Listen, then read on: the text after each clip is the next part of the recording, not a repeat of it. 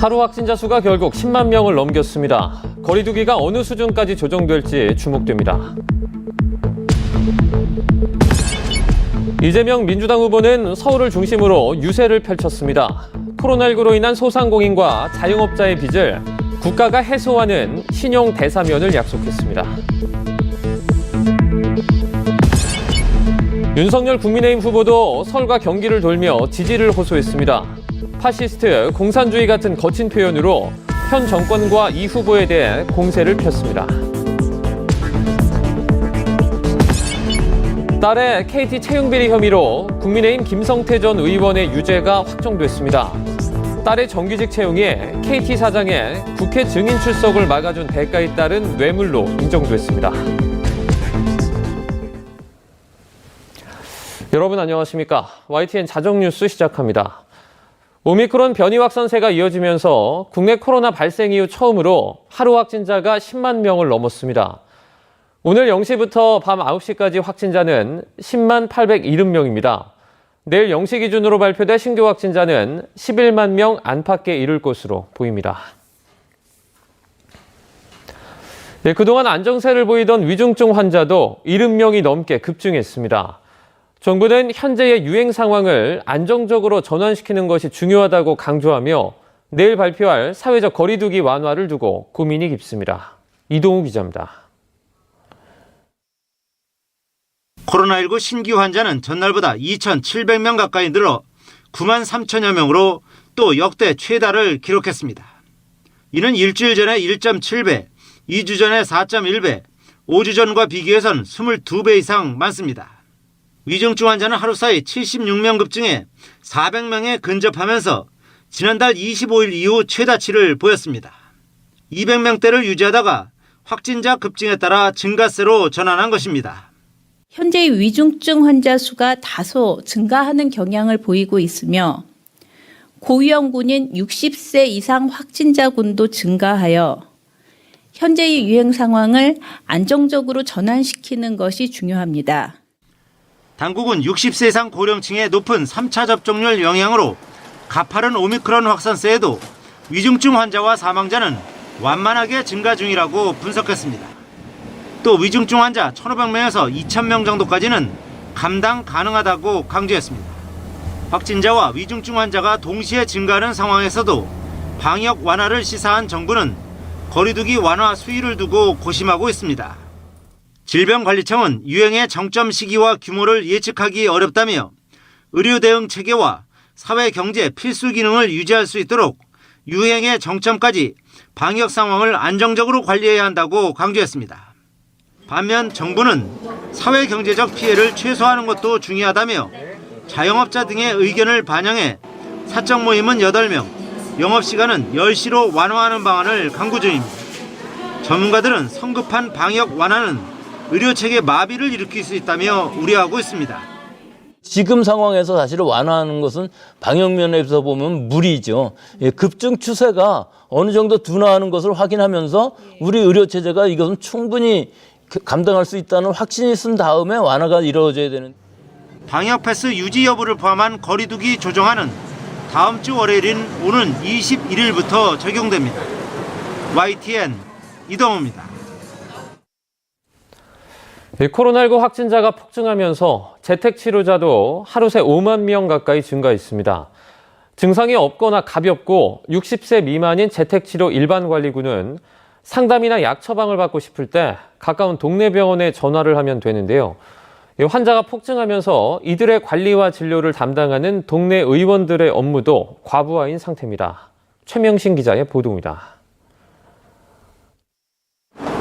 전화를 걸어 증상을 확인해야 하는 환자들이 20명, 모두 60세 미만의 코로나19 환자들로 무증상 또는 경증이라 재택치료를 받고 있습니다. 우선 목이 아프고 열이 나는 것은 아주 흔한 증상이라고 환자를 안심시키고 이 정도 증상이 있으면 아무 문제 없으세요. 너무 걱정하지 마시고. 하나 기억하실 거는 폐렴으로 가면 안 되거든요. 기침과 가래가 심하고 열이 계속되면서 호흡곤란이 생기면 반드시 진료를 받아야 한다고 안내합니다. 현재 이 병원에서 담당하고 있는 재택치료 환자는 수백 명. 모니터링 의무가 없는 일반 관리군을 담당하고 있지만 확진 판정을 받은 첫날과 격리 해제되는 마지막 날에 환자에게 전화를 걸어 상태를 확인합니다. 병원 직원들은 확진 판정을 받은 환자들에게 안내 문자를 보내는데 담당하는 환자 수가 많아 매일 2시간이 넘게 걸립니다. 문제는 앞으로 확진자가 더 늘어 관리하는 환자 수가 더 늘면 감당할 수 없다는 것. 전화도 못할 수 있는 어떤 응급 상황이 된다면 문제가 되겠죠. 그러니까 또 이게 혼자 계시는 경우도 많고 아무래도 재택을 할 때 혼자 떨어져 계시잖아요. 그러니까 어떤 증상들을 계속 소통할 수가 없기 때문에 그런 문제들은 좀 있을 거라고 생각이 됩니다.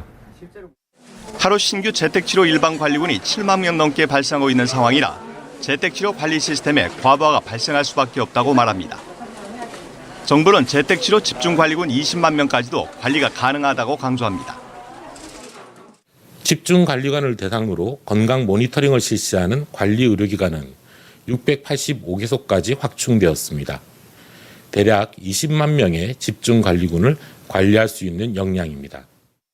재택치료 일반관리군 환자를 담당하는 동네 병원과 의원은 크게 늘어 4,855곳이 운영되고 있지만 동네 의원에는 의료진이 2-3명 있는 곳이 대부분이기 때문에 한계가 있을 수밖에 없습니다. 오미크론 대확산에 대응하기 위해 지역사회 동네 병원과 의원이 적극적으로 나서고 있지만 사고를 최대한 낮춰야 의료체계 붕괴를 피할 수 있다는 지적입니다. YTN 최명신입니다. 오미크론 변이 확산으로 코로나19 환자가 급증하고 있습니다. 정부는 이달 말 하루 최대 17만 명 확진을 정점으로 내다봤었는데 전문가들은 20만 명을 훌쩍 넘길 수 있다며 안정세까지는 시간이 걸릴 것으로 예측했습니다. 이영원 기자입니다. 연일 10만 명에 육박하는 확진자가 나오면서 코로나19 확산세가 어느 수준까지 또 언제까지 계속될지 우려가 커지고 있습니다. 앞서 정부는 이달 말 하루 최대 17만 명 확진을 언급했는데 현재는 정확한 예측이 어렵다는 입장입니다. 오미크론 특성과 이동량 변화, 거리 두기 등 여러 요인을 고려하면 변동 가능성이 크다는 겁니다. 2월 말 정도에 13만 명에서 17만 명까지 유행이 증가할 것이라고 유행이 좀 빠르게 그 변화를 하면서 불확실성이 좀 증가하고 있는 상황입니다. 전문가들은 코로나19 확산 정점 규모를 정부의 초기 예측치보다 크게 잡았습니다. 다음 달 초쯤 하루 20만 명 확진을 시작으로 2-3주 정도 그 수준이 유지될 것으로 내다봤습니다. PCR 기반으로 검사를 했었으면은 한 20만 이상의 확진자가 정점일 것이다. 3월 초 정도가 될 수 있다고 생각합니다. 이 유행이 완전히 좀 안정 단계로 접어들려면은 3월 말 정도는 돼야 된다고 생각합니다. 국가수리과학연구소 예측치는 하루 27만 명까지 올라갔습니다. 오는 23일쯤 14만 명, 다음 달 초 23만 명을 넘어 중순에는 27만 명 정점을 예상했습니다. 오미크론이 우세종이 되기까지 또 그 이후 정점까지 걸린 시간이 같다는 해외 사례를 참고해 국내 정점 시기를 예측했다고 설명했습니다. 철저한 방역과 국민 협조로 국내 오미크론 우세화에 해외보다 2배 이상 긴 7주가 소요된 만큼 정점까지 걸리는 시간도 더 길 거라는 겁니다. 3월 중순까지도 이 확산세가 이어져서 그때는 되어야 정점을 찍을 수도 있다. 많게는 27만까지도 가장 확산세가 높은 상황이에요. 방역 수단을 완화하기에는 조금 조심해야 되는 상황이 아닌가. 방역 당국도 현재 상황에서 거리 두기를 완화하면 확진자 증가세가 더 커질 것으로 진단했습니다. YTN 이영훈입니다. 정부가 내일 새로 발표할 거리두기 방안이 이전보다 완화할 것으로 예상되는 가운데 완화폭이 어느 정도일지도 큰 관심입니다. 자영업자들은 대체로 부분 완화가 아닌 전면적인 해제를 요구하고 있는데 거리두기 완화가 이르다는 여론도 만만치 않습니다. 황윤태 기자의 보도입니다. 현재와 같은 사회적 거리두기가 재개된 지 석 달째. 대학가에서 감자탕집을 운영하는 이경 씨의 마음이 먹먹합니다. 주문이 반토막 날 정도로 식당이 한산하지만 정부가 발표한다는 새로운 사회적 거리두기 방안에도 기대가 크지 않습니다. 12시는 돼야 적어도 12시는 돼야 매출이 한 80% 정도는 돌아올 겁니다. 아마. 적자가 생기지 않는 정도죠. 사실 지금 가장 큰 피해는 적자이기 때문에. 인근 카페 주인은 가게 임대료까지 밀린 지 오래입니다. 영업 제한이 완전히 풀리지 않으면 더는 견디기 힘들다고 목소리를 높입니다. 9시밖에 영업을 안 하니까 사람들이 한 8시부터 여기는 줄거든요. 그래서 매출도 작년에 비해 많이 줄어서 월세 내기가 좀 많이 부담스러워요. 이처럼 자영업자들은 대부분 전면적인 영업 제한 철회를 요구하고 있습니다. 9시나 10시나 큰 적이 없어요. 정부 쪽에서 한 12시, 11시 얘기가 나왔거든요. 방역당국에서 반대를 해나 본데. 방역 완화에 대한 시민들의 반응도 엇갈립니다. 확진 환자가 손쓸 수 없이 폭증하는 상황에서 자영업자 영업 제한은 더 이상 의미 없다는 견해도 있고, 저희 부모님도 자영업 하시다 보니까 더 시간이 늘어나는 거에 대해서 이제 다른 사람들도 많이 올 수 있지 않을까라는 생각이 들어요. 궁극적으로는 방역 패스의 의문점을 갖고 있기 때문에 최대한 다른 외국처럼 완화를 해주는 게 좋지 않을까 생각하고 있습니다. 친구들 얘기를 들어봐도 확진자가 되었는데도 연락이 안 오는 경우가 많다는 얘기를 들어가지고요. 의료 대응력에 적신호까지 켜질 수 있는 상황에서 방역을 완화하는 건 섣부르다는 걱정도 만만치 않습니다. 앞방에서 하는 게 좋죠. 그러면 불안하고 걱정돼요. 우리 애들도 막 술 먹고 늦게 들어오는 게 항상 불안하고.